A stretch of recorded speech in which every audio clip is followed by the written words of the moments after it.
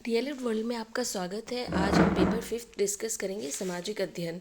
सामाजिक अध्ययन में हम इतिहास पोर्शन को स्टार्ट करेंगे आज। तो इतिहास में बेसिकली आपकी 3 यूनिट्स हैं।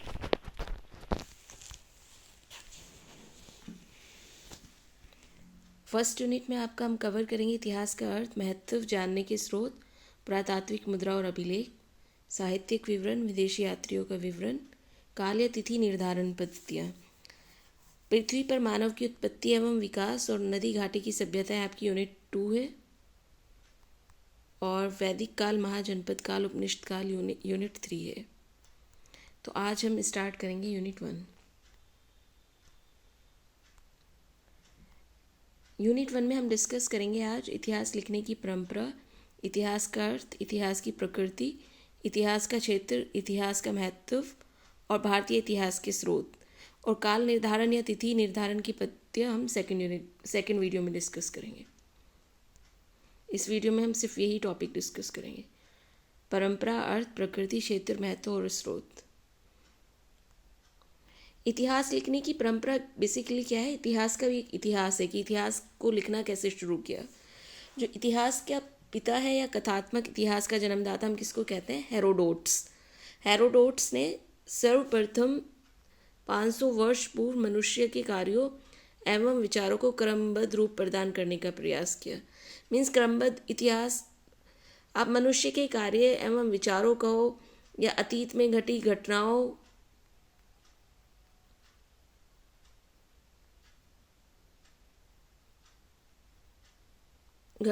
स्थितियों आदि का क्रमबद्ध लेखन ही इतिहास है।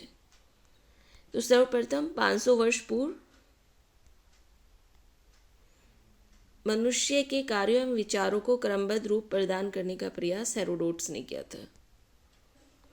411 ईसा पूर्व में थ्यूसीडाइड्स ने ऐतिहासिक तथ्यों की उपयोगिता का मार्गदर्शक के रूप में प्रस्तुत किया था।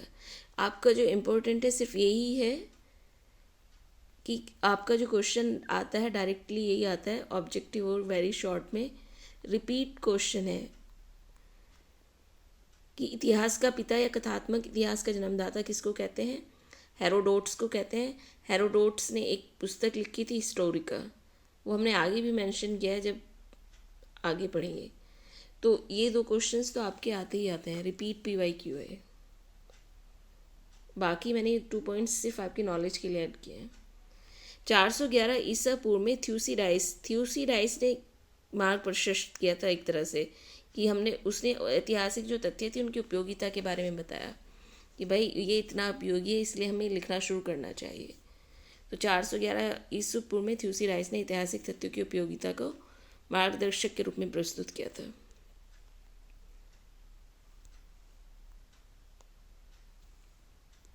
फिर 19वीं शताब्दी में, वो तो 500 ईसा पूर्व था, हेरोडोट्स ने इतिहास को क्रमबद्ध लेखन करने का कार्य आरंभ किया था।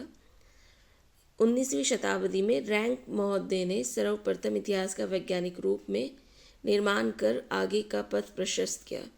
तो आपका ये बेसिकली आ जाता है कि जर्मन वैज्ञानिक निम्बूर ने रैंक महोदय को इतिहास लिखने की परंपरा का आगे बढ़ाने का श्रेय दिया। तो इसमें डायरेक्टली यही पूछा जाता है कि किस वैज्ञानिक ने रैंक महोदय को इतिहास परंपरा लिखने की आगे बढ़ाने का श्रेय दिया। या तो निम्बूर होगा या फिर डायरेक्ट ये पूछा जाएगा कि वैज्ञानिक रूप में निर्माण कर आगे का पथ प्रशस्त किसने किया। तो आपको बताना है रैंक महोदय। ये तो इतिहास का इतिहास था बेसिकली 3 पॉइंट्स में। अब देखते हैं इतिहास का अर्थ। वैसे तो आता नहीं है, कभी कभी पूछ लेते हैं, इसलिए अर्थ पता होना ज़रूरी है।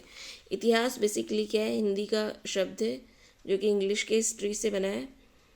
हिस्ट्री की जो उत्पत्ति हुई है वो ग्रीक वर्ड हिस्टोरिया से हुई है, और हिस्टोरिया का शाब्दिक अर्थ है सत्यान्वेषण, यानी सत्य की खोज। वास्तविक अर्थ में क्या घटित हुआ है उसकी खोज करना ही आपका सत्यान्वेषण कहलाता है। तो भूत, यहाँ पे हमने एक सिंपल सी डेफिनेशन दी है कि भूतकालीन घटनाओं का क्रमबद्ध लेखन इतिहास है, और ये डेफिनेशन प्रॉपर है, अपने आप में कंप्लीट है। आप 1 मार्क्स में इसको भी लिख सकते हैं अगर आपसे इतिहास का अर्थ और परिभाषा पूछा जाए। इतिहास के बारे में कुछ मनोवैज्ञानिकों ने परिभाषा दी है, तो आप एक बार देख लीजिए। यहाँ पे बहुत सारी परिभाषाएं हैं, लेकिन जो प्रीवियस ईयर्स में आई है, रिपीटेड है, वो है आपकी प्रोफेसर घाटे के अनुसार। ये आपकी इम्पोर्टेंट परिभाषाएं हैं, बाकी जस्ट ओवरव्यू के लिए है। तो प्रोफेसर घाटे ने कहा, इतिहास हमारे संपूर्ण भूतकाल का वैज्ञानिक अध्ययन तथा लेखा जोखा है। हेनरी जॉनसन के अनुसार भूतकालीन घटनाओं का उल्लेखी इतिहास है।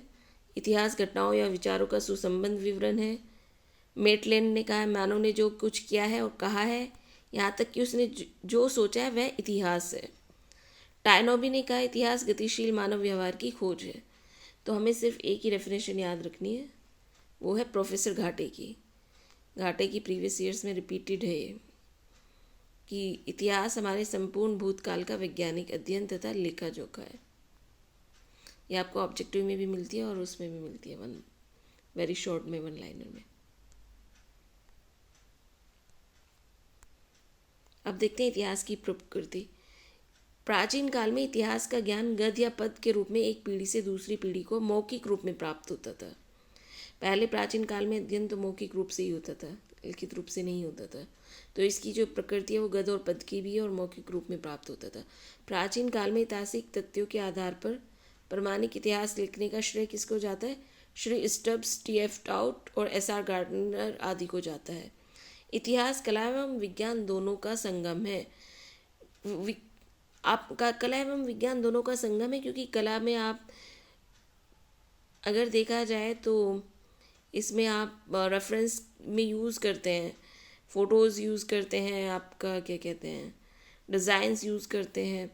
विज्ञान आपका सुव्यवस्थित है और क्रमबद्ध है, क्योंकि इतिहास भी आपका एक क्रमबद्ध लेखन है। विज्ञान का मतलब अर्थ ही यही है आपका सुव्यवस्थित एवं विशिष्ट ज्ञानी विज्ञान है। तो इतिहास अपने आप में एक क्रमबद्ध लेखन है, व्यवस्थित लेखन है। इसलिए जो इतिहास की प्रकृति है वो कला एवं विज्ञान दोनों की है। इतिहास का क्षेत्र देख लेते हैं। इसमें से भी आता नहीं है, इसमें से ना एक नंबर का क्वेश्चन आता है, तो वो इस तरह से आता है ऑब्जेक्टिव कि निम्नलिखित में से कौन सा सामाजिक अध्ययन का पार्ट नहीं है, अंश नहीं है। तो वहाँ पे रसायन शास्त्र दे देंगे आपको, प्राचीन इतिहास दे देंगे, सामाजिक इतिहास दे देंगे। तो इस तरह से आपको चूज़ करना होगा राइट ऑप्शन, या कौन सा विषय सामाजिक इतिहास का नहीं है, कौन सा विषय सांस्कृतिक इतिहास का नहीं है, या कौन सा विषय विश्व इतिहास का नहीं है। बहुत इजी होता है, तो आप देखते ही समझ जाएंगे कि कौन सा विषय नहीं है। यहाँ तो इसमें बहुत सिंपल क्वेश्चंस आते हैं इतिहास के क्षेत्र में, लेकिन एक बार नॉलेज के लिए इसको हमने ऐड कर दिया है। डीएलएड के पेपर में खास नहीं आता है। तो प्राचीन इतिहास क्या होता है? प्राचीन इतिहास या प्रारंभिक इतिहास क्या है? जो हमारे प्रथम लिखित अभिलेख थे वो 300 ईसा पूर्व के थे। तो प्रथम लिखित अभिलेखों के समय से रोमन साम्राज्य के पतन तक 3000 ईसा पूर्व से 500 ईस्वी तक इतिहास जो समय है वो प्राचीन इतिहास कहलाता है। अब इसके ना समय को लेकर ना इतिहासकारों में मध्य या एक बहस का विषय है। तो प्रथम अभिलेख जो प्राचीन इतिहास का जो समय काल है वो आपका प्रथम लिखित अभिलेखों के समय से रोमन साम्राज्य के पतन तक है। तो 5000 वर्षों से अधिक का बताते हैं कुछ आपके 3000 ईसा पूर्व से 500 ईस्वी तक का बताते हैं। तो इसमें मतभेद है, लेकिन ये कन्फर्म है कि ये प्रथम लिखित अभिलेखों के समय से रोमन साम्राज्य के पतन तक है। दूसरा आपका आधुनिक इतिहास, मॉडर्न हिस्ट्री। मॉडर्न हिस्ट्री में अगर देखा जाए तो नवजागरण काल या पुनर्जागरण काल से वर्तमान तक का है। 19वीं शताब्दी आपकी मॉडर्न हिस्ट्री कहलाती है। जब आपके भारतीय राष्ट्रीय आंदोलन हुए तो वो आपका नवजागरण काल या पुनर्जागरण काल भी कहलाता है। से वर्तमान तक क्या है आपका आधुनिक इतिहास। फिर आपका है मध्यकालीन इतिहास, जिसको हम मिडाइवल हिस्ट्री भी कहते हैं। मिडाइवल हिस्ट्री आपकी प्राचीन और आधुनिक इतिहास के मध्य आती है। तो प्राचीन आपका था प्रारंभिक प्रथम अभिलेख से लेकर और या प्रारंभिक लिखित अभिलेख से आपके रोमन साम्राज्य तक का था। रोमन साम्राज्य के पतन से 18वीं शताब्दी तक का जो काल है वो आपका मध्यकालीन इतिहास कहलाता है, क्योंकि 19वीं शताब्दी तो आपका आधुनिक इतिहास था। तो प्रारंभिक मध्ययुगीन काल कौन सा है देखें तो इसमें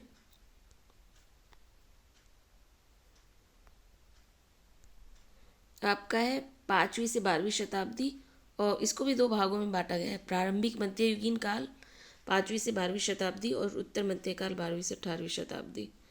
अब देखते हैं सामाजिक इतिहास। सामाजिक इतिहास क्या है आपका? 20वीं शताब्दी की प्रारंभ से माना जाता है। सामाजिक इतिहास को लोग जो का समय माना जाता है वो 20वीं शताब्दी के प्रारंभ से माना जाता है सामाजिक इतिहास लिखने का समय। और इसका लोकप्रिय बनाने का श्रेय जो जाता है वो GM ट्रैवलियन को जाता है, इसको याद रखिएगा। ये आपको CTET या आपका UTP-TET है या फिर BPSC वगैरह जो एग्ज़ाम हो रहे हैं उनमें आपको बेनिफिट देगा। तो सामाजिक इतिहास को लिखने का श्रेय GM ट्रैवलियन को जाता है, 20वीं शताब्दी के प्रारंभ से माना जाता है। तो सामाजिक इतिहास में बेसिकली क्या लिखा जाता है? मानव समूह का विवरण, सामाजिक एवं सांस्कृतिक क्रियाओं का अध्ययन सामाजिक इतिहास में होता है। और सांस्कृतिक इतिहास का जो श्रेय है वो समय है लिखने का वो जैकब बर्कहार्ट को जाता है। जैकब बर्कहार्ट ने 1818 से लेकर 1897 सांस्कृतिक इतिहास के अनुशासन को रूप में स्थापित किया था। लिखना मतलब कंटिन्यूटी आई थी फिर सांस्कृतिक इतिहास को लिखने में, अनुशासन इसका अर्थ यही है। इसमें क्या क्या था आपका? शिक्षा, साहित्य, चित्रकला, संगीत एवं परंपरा के साधनों का विवरण मिलता है सांस्कृतिक इतिहास में। अब आइए विश्व इतिहास। इसका प्रसिद्ध बनाने का श्रेय सर वॉल्टर रेले को जाता है विश्व इतिहास लिखने का। और राष्ट्रों की अन्योन्याश्रिता का ज्ञान होता है, यानी कि राष्ट्रों की परस्पर निर्भरता जो थी उसका ज्ञान विश्व इतिहास से होता है। जो परस्पर आश्रयता थी या निर्भरता का वो उससे विश्व इतिहास से जानकारी मिलती है।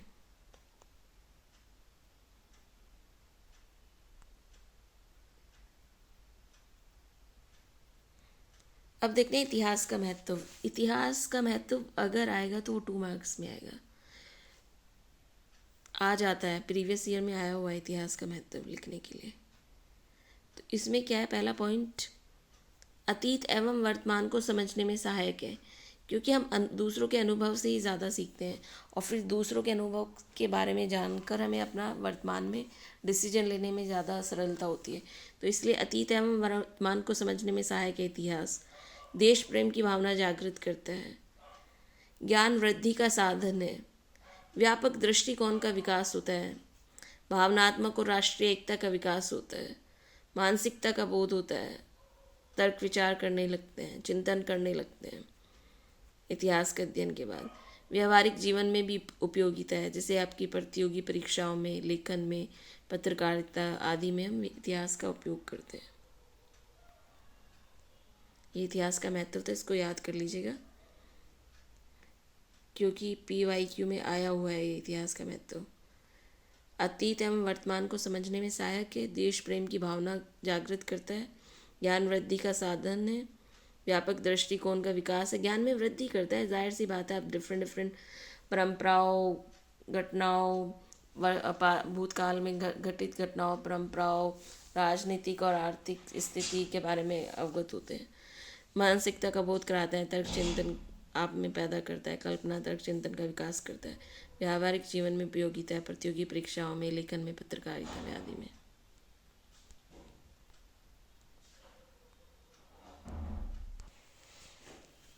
एला फिंस्टन ने लिखा है, भारतीय इतिहास में सिकंदर के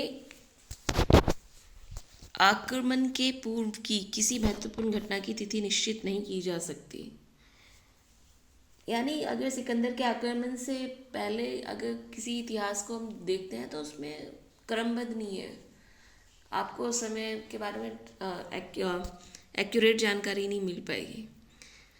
तो एला फिंस्टन ने लिखा है। भारत यूरोपियन ने भी काफ़ी कमेंट्स दिए हैं भारत में, क्योंकि हमारी रुचि नहीं थी, प्राचीन काल में इतिहास लेखन में रुचि नहीं थी भारतीयों की, तो बहुत ही वीक कमेंट्स किए गए हैं भारतीयों को इस बारे में, भारत के इतिहास के बारे में। भारतीय इतिहास के स्रोत, ये आपका 2 मार्क्स का आता है, रिपीट है, डायरेक्ट क्वेश्चन आता है 2 मार्क्स के कि भारतीय इतिहास के स्रोत क्या है। तो आपके भारतीय इतिहास के 4 स्रोत हैं। अनैतिहासिक ग्रंथ, जिसको हम धार्मिक ग्रंथ कहते हैं, ऐतिहासिक ग्रंथ या लौकिक ग्रंथ,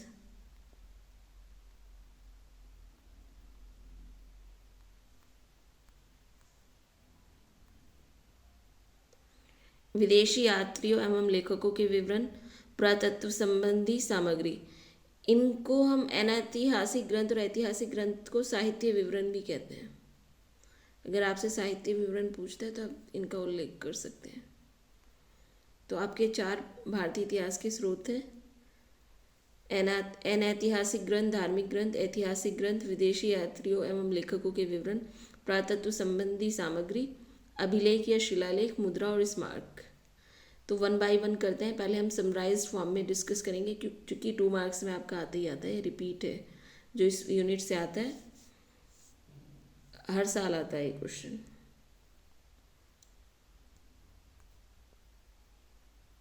अनैतिहासिक धार्मिक ग्रंथों में क्या है? आपका अनैतिहासिक ग्रंथ या धार्मिक ग्रंथ को, इन धार्मिक ग्रंथों में हमें प्राचीन भारत की विभिन्न गतिविधियाँ जैसे सामाजिक, आर्थिक, धार्मिक एवं राजनीतिक गतिविधियों का ज्ञान होता है।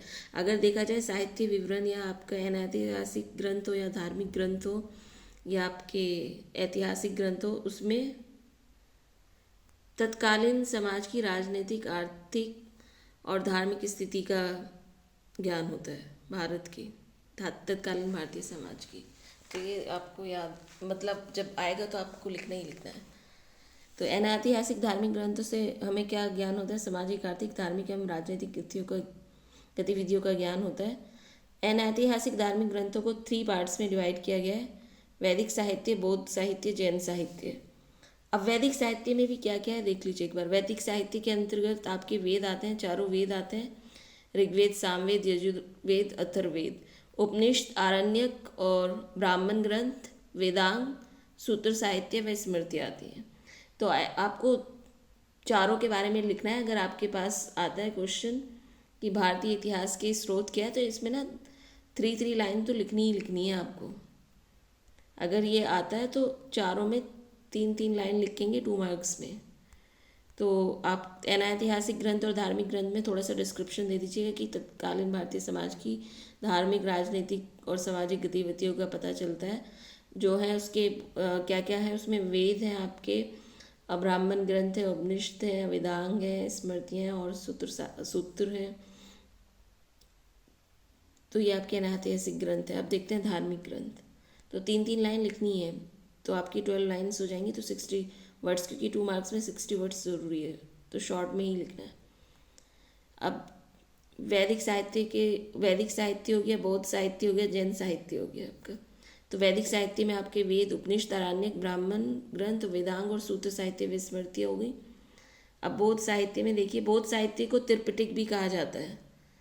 बौद्ध साहित्य को त्रिपिटक भी कहा जाता है, जबकि बौद्ध साहित्य के दीपवंश व जो महावंश है ना, वो लौकिक ग्रंथ है या ऐतिहासिक ग्रंथ है। तो इसमें कंफ्यूज नहीं होना है। जो धार्मिक ग्रंथ है ना आपके, वो यही है, त्रिपिटक है बौद्ध साहित्य का। बाकी दीपवंश व महावंश जो है आपके लौकिक या ऐतिहासिक ग्रंथ है। त्रिपिटक कहा जाता है, इसमें 3 है आपकी रचनाएं: सुत्त पिटक, विनय पिटक और अभिधम्म पिटक। तो महात्मा जो त्रिपिटक की रचना की गई है, संस्कृत त्रिपिटक सर्वाधिक प्राचीन धर्म ग्रंथ है और महात्मा बुद्ध के परिनिर्वाण के बाद संकलित त्रिपिटक ही सबसे प्राचीन है। इसकी रचना भी महात्मा बुद्ध के परिनिर्वाण के बाद की गई है। अब जैन साहित्य को देखते हैं। जैन साहित्य को आगम कहा जाता है, जबकि बौद्ध साहित्य को त्रिपिटक कहा जाता है। जैन साहित्य के आगम की कुल संख्या 12 है। श्वेतांबर संप्रदाय के आचार्यों द्वारा आगम ग्रंथों की रचना की गई है। इसमें जो आता है PYQ में, वो आता है आपका यही, परिशिष्ट पर्व किस साहित्य से? तो परिशिष्ट पर्व जैन साहित्य से। और ये आपका PYQ में आ चुका है, दीपवंश व महावंश किस साहित्य से है? तो ये बौद्ध साहित्य के ग्रंथ है। तो इसके यही क्वेश्चन आते हैं। तो जैन साहित्य को आगम भी कहा जाता है। इनकी संख्या 12 है, जो कि श्वेतांबर संप्रदाय के आचार्यों द्वारा आगम ग्रंथों की रचना की गई है। तो उदाहरण में परिशिष्ट पर्व, कथाघोष, लोक विभाग आदि। अब देखते हैं ऐतिहासिक ग्रंथ। तो ऐतिहासिक ग्रंथ में जो रामायण तथा महाभारत है, वो सर्वाधिक प्राचीन महाकाव्य है। ऐतिहासिक ग्रंथों से भी मैंने बताया था आपको, राजनीतिक, सामाजिक, आर्थिक व धार्मिक स्थिति का ज्ञान होता है। किन राजाओं की होता है ये ज़रूरी है। इन ग्रंथों में कन्नौज के शासक हर्ष, सम्राट विक्रमांक, कश्मीर के राजवंशों, मौर्य सम्राट अशोक, सिंहल द्वीप या श्रीलंका आदि का वर्णन मिलता है। तो ऐतिहासिक ग्रंथ के अंतर्गत आपके आते हैं रामायण, महाभारत, पुराण, अर्थशास्त्र, हर्षचरित, विक्रामांक, देवचरित, राजतरंगिणी, तमिल ग्रंथ, दीपवंश एवं महावंश आते हैं। विदेशी यात्रियों के वृतांत। तो विदेशी यात्रियों ने भी भारत में यात्राएं की और काफ़ी एक एक डिकेड तक रहे, उन्होंने भी लिखा भारत के बारे में, तो वो भी हम एक स्रोत के रूप में यूज़ करते हैं। तो विदेशी यात्रियों ने भारतीयों के बारे में क्या लिखा। तो विदेशी यात्रियों एवं लेखकों के वृतांत से हमें मौर्यकालीन समाज तथा प्रशासनिक व्यवस्था का वर्णन, बौद्ध धर्म की स्थिति एवं बौद्ध शिक्षा, कुषाण और पार्थियन, जो कुषाण और शक और पार्थियन है ना, उनके बारे में हमें सिर्फ विदेशी यात्रियों के लेख से ही पता चलता है। भारतीय समाज, संस्कृति तथा शिक्षण पद्धति, दक्षिण भारत की राजनीतिक, सामाजिक, धार्मिक एवं आर्थिक दशाओं का पता चलता है विदेशी यात्रियों के वृत्तांत से। इनको निम्नलिखित भागों में बांटा जा सकता है। पहला, यूनानी रोमन लेखक। तो यूनानी रोमन लेखक में आपके दो हैं जो कि रिपीट हैं, ये भी रिपीट PYQ है आपके। तो पूछा जाता है, हेरोडोट्स तथा टेशियस थे। हेरोडोट्स ने आपकी हिस्टोरिका पुस्तक की रचना की थी। और एक मेगस्थनीज है, तो मेगस्थनीज ने आपकी इंडिका की रचना की थी। और ये जो प्लिनी है ना, ये पहली ईसा सदी की बुक है, आपकी नेचुरल हिस्ट्री लिखी थी इसने, प्लिनी ने। ठीक है, तो मेन तो दो ही हैं आपके, हेरोडोट्स तथा मेगस्थनीज, क्योंकि ऑब्जेक्टिव में क्वेश्चंस आते हैं और वेरी शॉर्ट में, 1 नंबर में रिपीट है, रिपीट PYQ। यूनानी रोमन लेखक हो गए आपके। अब है चीन के लेखक।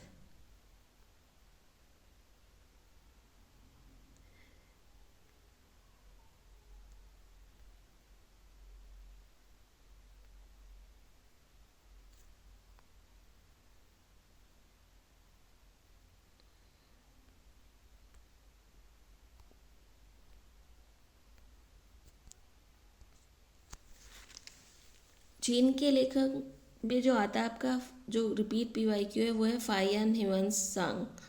तो इन्हीं के बारे में पूछा जाता है कि इनमें से चीनी लेखक कौन है। तो चीन के 3 लेखक के बारे में ज़्यादातर देखा जाता है, वह फाइयान, ह्यूएंत्सांग और रित्सिंग। फाइयान गुप्त काल से संबंधित वर्णन किया था। ह्यूएंत्सांग जो है हर्ष के शासन काल में आया था। फाइयान 15 वर्षों तक रहा था, जबकि ह्यूएंत्सांग आपके 16 वर्षों तक रहा था। तो इत्सिंग ने बौद्ध शिक्षा संस्थानों तथा भारतीय समाज का वर्णन किया था। ह्यूएंत्सांग ने हर्ष शासन काल का विवरण किया था, जबकि फाइयान ने गुप्त काल से, चंद्रगुप्त के शासन काल में आया था, गुप्त काल से संबंधित वर्णन किया था। और है आपके तिब्बत के लेखक लामा तारानाथ। शक, पर्थियन, कुषाण लोग एवं बौद्ध धर्म के इतिहास का पता चलता है तिब्बत के लेख लामा तारानाथ के वर्णन से। 4th है आपका अरब के लेखक। तो अरब के लेखक में है आपके सुलेमान। इनके विवरण से पता चलता है पाल प्रतिहार शासक के बारे में। अल मसूदी से उस टाइम के राष्ट्रकूट शासकों के साम्राज्यवाद विस्तार के बारे में पता चलता है। एक है अल बरूनी। अल बरूनी का सीटेट में भी आया हुआ क्वेश्चन है, और अल बरूनी का DLED में भी आता है 1 नंबर में, कि अल बरूनी का जो नाम है वास्तविक वो है अबू रेहान। और इससे क्या पता चलता है, सीटेट में तो ये था कि इसने क्या वर्णन किया था। अल बरूनी ने ना भारत में तालाब निर्माण की जो विधि थी उसका वर्णन किया था, तालाबों के बारे में भी अपने लेख में वर्णन किया है। तो भारतवर्ष, रीति रिवाज, साहित्य तथा तालाब आदि का वर्णन किया है। मार्को पोलो के जो लेख हैं उनसे ना हम तिथियों को क्रमबद्ध कर पाते हैं। सही विवरण मार्को पोलो से ही कर पाते हैं। तिथियों का जो लेखों की तिथियों का जो क्रमबद्धता का सही विवरण है वो मार्को पोलो के लेख से होता है, उसमें हेल्प मिलती है। तो ये हो गया आपके यात्रियों के वृत्तांत। अब देखते हैं, ये आपका बहुत ही इम्पोर्टेंट है, ये 2 मार्क्स में आता ही है, और 1 मार्क्स की भी क्वेश्चंस आते हैं, वो हम आपको आगे डिस्कस कराएंगे। और ये हर साल आता है, रिपीट PYQ है। पुरातत्व संबंधी साक्ष्य, ये अलग से पूछा जाता है कि पुरातत्व संबंधी साक्ष्य कौन से हैं। तो आपके पुरातत्व संबंधी साक्ष्य हैं अभिलेख, सिक्के, मुद्रा जिनको कहते हैं, स्मारक, भवन, मूर्तियाँ, चित्रकला आदि आते हैं।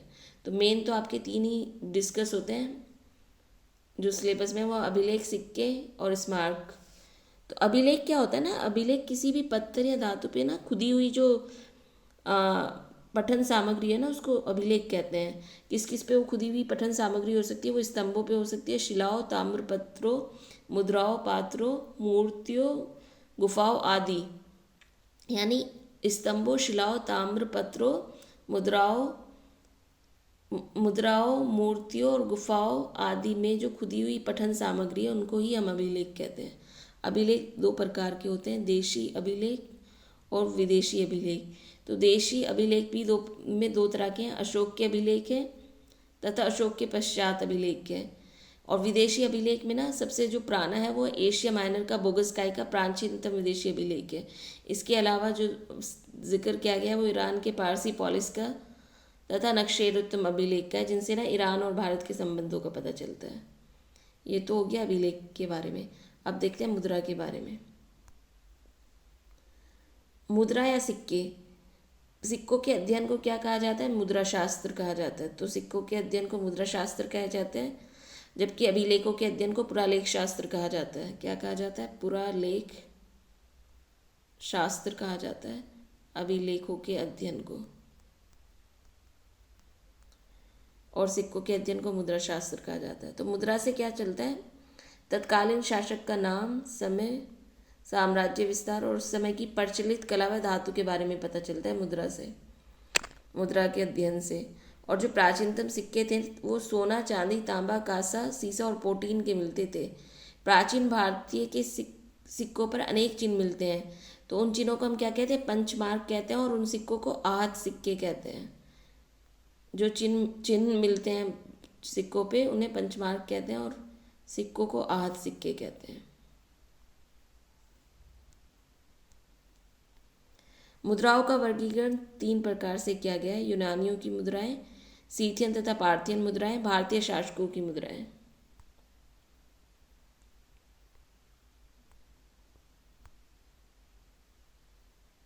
स्मारक देखते हैं। स्मारक में क्या है? आपके 2 प्रकार के होते हैं स्मारक, ये भी एक महत्वपूर्ण स्रोत है, देशी स्मारक और विदेशी स्मारक। देशी स्मारक में आपकी हड़प्पा में मोहनजोदड़ो के अवशेष हैं और अजंता गुफाओं की चित्रकारी है। और विदेशी स्मारक में कंबोडिया के भगवान विष्णु का मंदिर है, जावा कंबोज में स्थित मंदिर में मूर्तियां हैं। पूछ लेते हैं 2 विदेशी स्मारकों के नाम लिखो, आ चुके हैं आपके PYQ में 2 विदेशी स्मारकों के नाम। तो इन स्मारकों से प्राचीन भारत की, यानी भारत और भारत से जो बाहर जो प्रचलित धर्म और संस्कृति थी ना, धर्म, संस्कृति, कला आदि के बारे में पता चलता है, यानी विदेशी स्मारकों से। भारत और भारत के बाहर विदेशी और देशी स्मारकों से भारत और भारत के बाहर प्रचलित संस्कृति, धर्म, कला आदि के बारे में जानकारी होती है। अब PYQ में ये रिपीट नहीं है, ये आपका PYQ में आया हुआ है वेद 2 नंबर में। वेद से आप क्या समझते हैं? 4 वेदों के नाम लिखिए। तो वेद का जो शाब्दिक अर्थ होता है,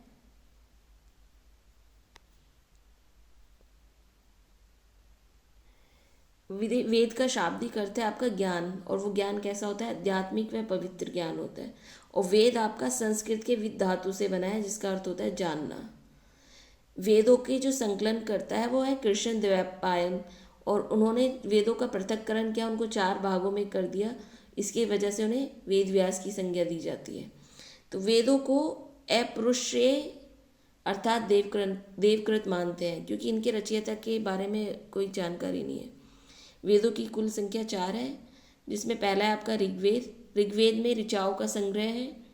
फिर आपका दूसरा है यजुर्वेद। यजुर्वेद में आपका यज्ञानुष्ठानों, जो यज्ञ के लिए वाक्य यूज़ होते हैं, उसका समावेश है यजुर्वेद में। जबकि सामवेद में आपका गायन ऋचाओं का संग्रह है, और अथर्ववेद आपका तंत्र मंत्रों और जादू टोनों टोटकों का संग्रह है अथर्ववेद में।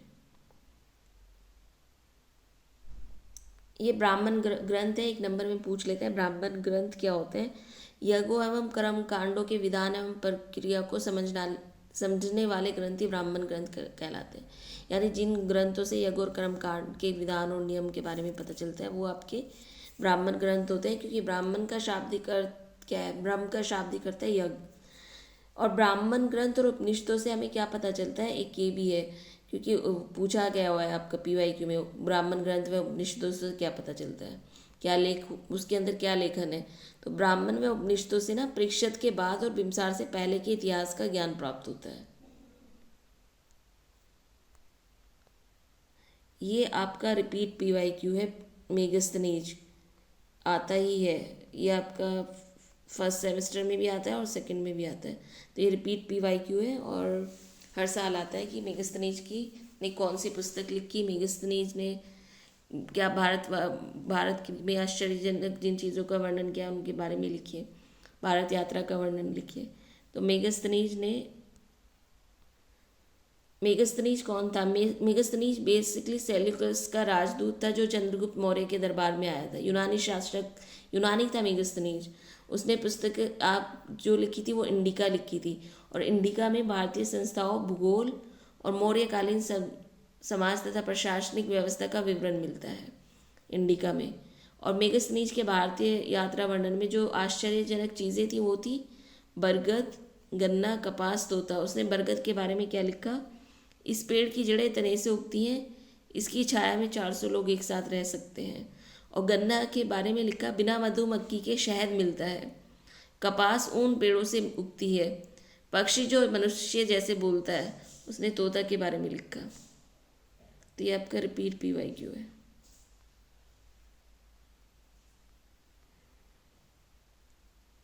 टू मार्क्स में आता है। 5 to 7 मार्क्स के इस यूनिट से आते ही आता है। अब देख लेते हैं वेदांग। वेदांग एक बार आया हुआ है PYQ में।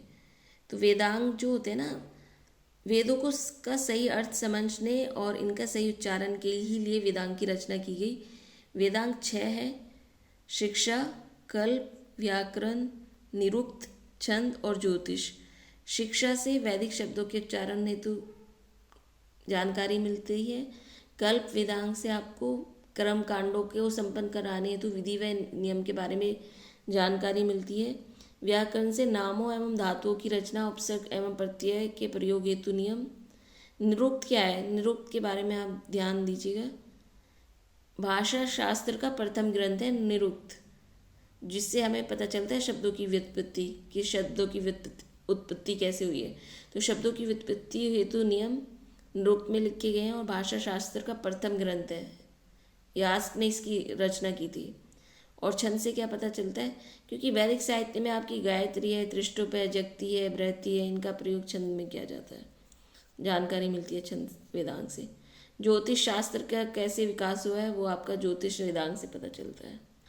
आचार्य थे लगध मुनि, प्रसिद्ध आचार्य थे लगध मुनि ज्योतिष शास्त्र के।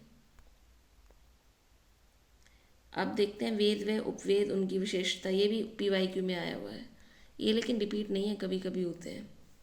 तो वेद, ऋग्वेद से जो उपवेद हुआ है वो है आयुर्वेद, जिसमें चिकित्सा शास्त्र से संबंधित ज्ञान मिलता है। यजुर्वेद जो है आपका दूसरा वेद है। यजुर्वेद ये ऋचा गाथाओं का संग्रह था, जबकि आपका यजुर्वेद यज्ञ अनुष्ठान के लिए से संबंधित वाक्यों के लिए जानकारी मिलती है यजुर्वेद से। इसका उपवेद है धनुर्वेद, युद्ध कला से संबंधित है धनुर्वेद। सामवेद ऋचा गाथाओं का संग्रह है। उपवेद है गंधर्ववेद, कला एवं संगीत से संबंधित है। अथर्ववेद मैंने बताया था जादू टोना तंत्र मंत्र का की जानकारी मिलती है। इसका उपवेद है शिल्पवेद, जो कि भवन निर्माण कला से संबंधित है। एक ही ना जातक कथाएं हैं, जो कि बौद्ध साहित्य का ही हिस्सा है। जातक कथाएं आपका ऐतिहासिक, बौद्ध साहित्य में ऐतिहासिक ग्रंथ कहलाते हैं। तो जातक कथाओं में क्या जनसामान्य का ये मानना था कि भाई महात्मा बुद्ध ना 550 से भी ज़्यादा जन्म लिए हैं, जिनमें वो पशु योनि में भी जन्म ले चुके हैं, और उनका वर्णन जातक कथाओं में किया गया था। और जातक कथाएं जो हैं बौद्ध धर्म के सुत पिटक के सुदृढ़ निकाय का 10वां भाग है। तो बेसिकली जातक कथाएं होती क्या है, ये आइडिया देना था। जातक कथाएं में यही है कि आपका विश्वास था जनसामान्य की कि महात्मा बुद्ध ने गौतम रूप में आने से पहले 550 से भी अधिक पूर्व जन्म लिए हैं, जिनमें वो पशु योनि में भी रूप में भी जन्म लिया था, तब वो गौतम बुद्ध के रूप में आए थे। अब 1 नंबर के ना क्वेश्चंस आते हैं आपके, 1 नंबर के ऑब्जेक्टिव। तो उसमें ना थोड़ा सा हम डिटेल में देखना है, हमें सिर्फ समझना है, यहाँ पे याद करना नहीं है, क्योंकि 1 नंबर की आता है। इससे आपके आता है 3 नंबर के आपके आते हैं इससे ऑब्जेक्टिव। वेरी शॉर्ट, 5 to 7 तो डेफिनेटली आते हैं। तो वो अनैतिहासिक और धार्मिक ग्रंथ को हमने 3 पार्ट्स में डिवाइड किया था, वैदिक साहित्य, बौद्ध साहित्य और जैन साहित्य। वैदिक साहित्य को या ब्राह्मण साहित्य भी कहते हैं, और जबकि इनको कहते हैं ब्राह्मणेतर साहित्य। ये आपका ब्राह्मण साहित्य है,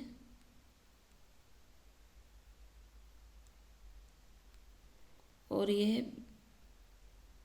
ब्राह्मणेतर। जय बौद्ध साहित्य अनैतिहासिक और धार्मिक ग्रंथ को 2 पार्ट्स में डिवाइड किया है, ब्राह्मण साहित्य और ब्राह्मणेतर साहित्य। तो ब्राह्मण साहित्य में आपका वैदिक साहित्य है, जबकि ये दोनों आपके बौद्ध साहित्य और जैन साहित्य किसमें, ब्राह्मणेतर ग्रंथ में। तो वैदिक साहित्य या ब्राह्मण साहित्य में देखते हैं क्या क्या है। आपका वेद है, ब्राह्मण ग्रंथ है, उपनिषद है, वेदांग है, सूत्र साहित्य है। तो वेद देखते हैं, वेद किससे संबंधित इतिहास पता चलता है हमें, वेद से आर्यों से संबंधित इतिहास क्या पता चलता है, वेद से आर्यों से संबंधित इतिहास का पता चलता है। इसके संकलनकर्ता हमने बताया है कि कृष्णाद्वैपायन थे, पृथक्करण के कारण इनको वेद व्यास की संज्ञा दी गई। 4 थे वेद, ऋग्वेद, यजुर्वेद, सामवेद, अथर्ववेद। ब्राह्मण ग्रंथ भी 4 ही हैं, मुख्यतः ऐतरेय, शतपथ, तैत्तिरीय तथा पंचविश। बता दिया ब्राह्मण ग्रंथ, मैंने बताया कि ब्राह्मण ग्रंथ व उपनिषद से किसकी जानकारी मिलती है आपको, परीक्षित के बाद तथा बिम्बसार से पहले के इतिहास का ज्ञान होता है ब्राह्मण ग्रंथ व उपनिषद से। उपनिषद की जो संख्या है ये पूछा गया है ऑब्जेक्ट में, 108 है, प्रमाणिक उपनिषद 13 है। तो एग्जाम्पल भी पूछे गए हैं कि किन्हीं 2 उपनिषदों का नाम लिखो, तो इसलिए मैंने यहाँ पे कुछ उपनिषदों के नाम दिए हैं, ईश, केन, कठ, मुंडक और मांडुक्य आदि है। जो आपका मुंडक उपनिषद है उससे ना आपका आदर्श वाक्य सत्यमेव जयते लिया गया है। तो ये आपका PYQ में आया हुआ है कि सत्यमेव जयते किस उपनिषद से लिया गया है, तो वो मुंडक उपनिषद से लिया है, मुंडक उपनिषद से लिया गया है। वेदांग क्या है, वेदांग से भी आपका PYQ में आया हुआ है, लेकिन ये एक एक बार में ही आए हुए हैं, रिपीट नहीं है। वेदांग 6 होते हैं, वेदांग की संख्या आपसे पूछी गई है ऑब्जेक्टिव में, तो वेदांग की संख्या 6 है। मैंने वेदांग के बारे में भी बता दिया पहले, कौन कौन से, शिक्षा, कल्प, व्याकरण, निरुक्त, छंद, ज्योतिष। 2 तो आप याद कर लीजिएगा, क्योंकि 2 आए हुए हैं नाम लिखने के लिए, 2 उपनिषद के नाम, 2 वेदांग के नाम। सूत्र साहित्य भी आपका आया हुआ है प्रीवियस ईयर्स में, कि तीनों सूत्र साहित्य के बारे में लिखिए, सूत्र साहित्य क्या है। तो 3 भागों में विभक्त किया गया है सूत्र साहित्य को, कल्प सूत्र, गृह सूत्र और धर्म सूत्र। 600 से 300 ईस्वी पूर्व के बारे में पता चलता है।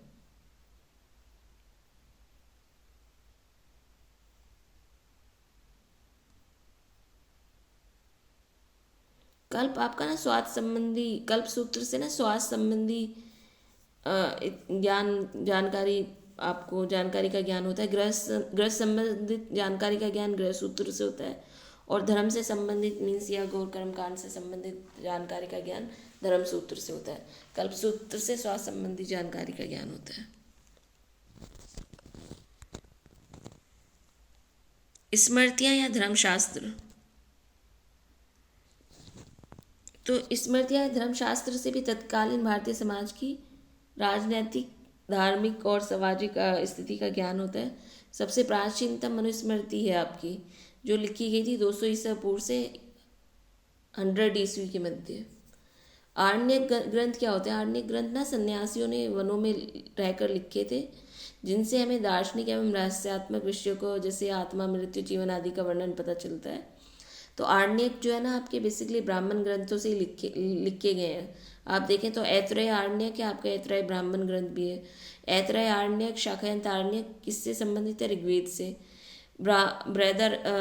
बृहदारण्यक आरण्यक किससे संबंधित है, शुक्ल यजुर्वेद से।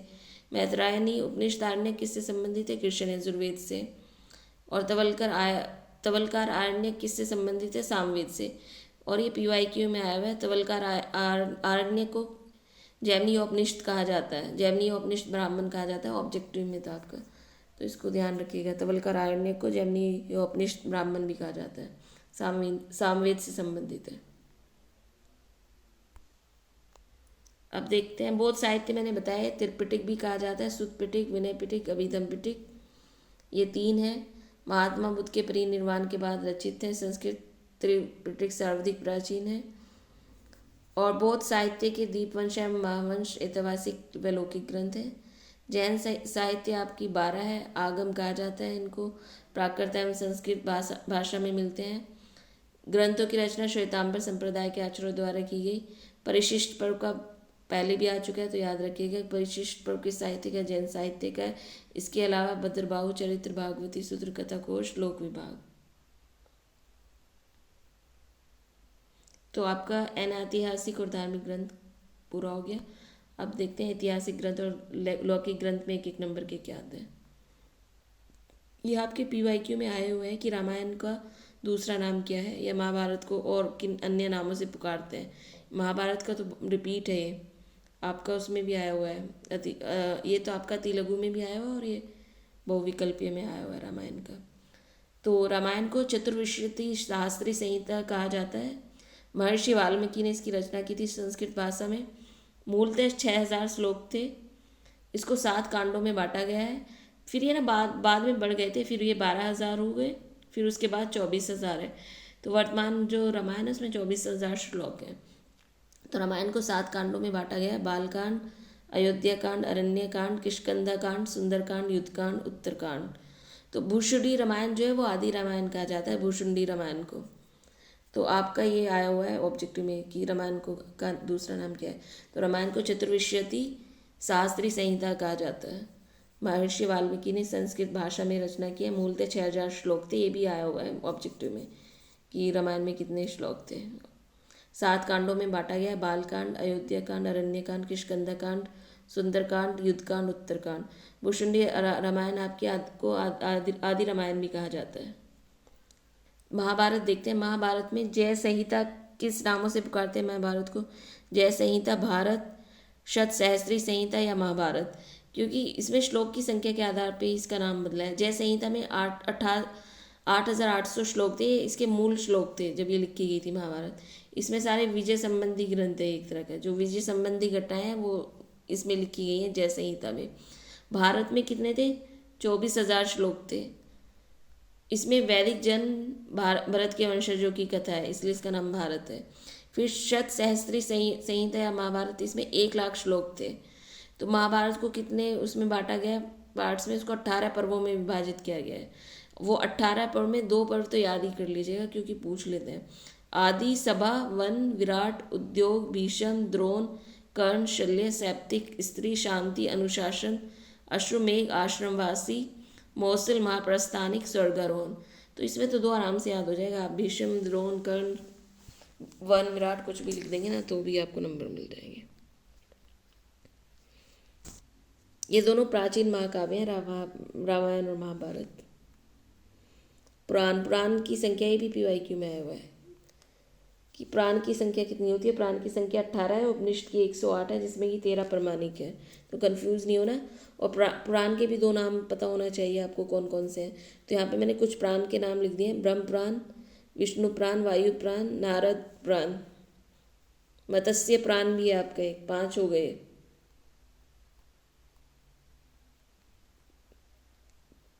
या मत्स्य या मीन प्राण कुछ ऐसे कहते हैं उसे। अर्थशास्त्र में, अर्थशास्त्र से भी रिलेटेड है, ये भी PYQ में आया हुआ है कि अर्थशास्त्र की रचना किसने की थी। तो कहीं पे आपको कौटिल्य मिलेगा, कहीं पे आचार्य चाणक्य। कंफ्यूज मत होइएगा। अर्थशास्त्र की रचना आचार्य चाणक्य या कौटिल्य ने की थी, क्योंकि आचार्य चाणक्य को कौटिल्य भी कहा जाता है। मौर्यकालीन सामाजिक, राजनीतिक, आर्थिक, धार्मिक स्थितियों का वर्णन अर्थशास्त्र से पता चलता है। और अर्थशास्त्र ना आपका धर्मेत्र ग्रंथ है। तो ये पूछ लेते हैं कि अर्थशास्त्र राजतरंगिणी कैसा ग्रंथ है, तो ये सब धर्मेत्र ग्रंथ है। हर्षचरित्र की रचना बाणभट्ट ने 620 ईस्वी में की थी। कन्नौज के शासक हर्ष का चरित्र चित्रण किया था। हर्षचरित्र भी धर्मेत्र ग्रंथ है। विक्रमांक देव चरित्र में आपका सम्राट विक्रमांक का वर्णन मिलता है। इसकी रचना कवि विल्हन ने की थी। तो राजतरंगिणी आपकी PYQ है, रिपीट। तो इसको याद कर लीजिएगा। इसकी रचना की थी कल्हन ने 1148 से 1149 ईस्वी में। इसको ये भी आपका इम्पोर्टेंट है, राजतरंगिणी को पूर्ण रूपेण ऐतिहासिक ग्रंथ और धर्मेत्र ग्रंथ कहा जाता है। कश्मीर के राजवंशों का वर्णन मिलता है। तमिल ग्रंथ से आपको दक्षिण भारत के शासकों का वर्णन पता चलता है, और इसमें मेन यही है शिल्पाधिकारम। कारम ये आया नहीं है कभी भी। शिल्पाधिकारम जो है वो तमिल ग्रंथ है। इसको संगम भी कहा जाता है, जो तमिल ग्रंथों का संग्रह है उसको संगम कहते हैं। तो इसमें आपको चोल, चेर व पांड्य शासकों का वर्णन पता चलता है। दीपवंश एवं महावंश बौद्ध साहित्य के लौकिक ग्रंथ हैं। श्रीलंका, जिसको हम पहले सिंहल द्वीप कहते हैं, के प्राचीन इतिहास का वर्णन पता चलता है। मौर्य सम्राट अशोक तथा उसके वंशज का वर्णन दीपवंश एवं महावंश में। विदेशी यात्रियों के वृत्तांत से आगे हम ना नेक्स्ट वीडियो में डिस्कस करते हैं। अगर वीडियो पसंद आए तो प्लीज़ लाइक सब्सक्राइब कीजिए। Thank you.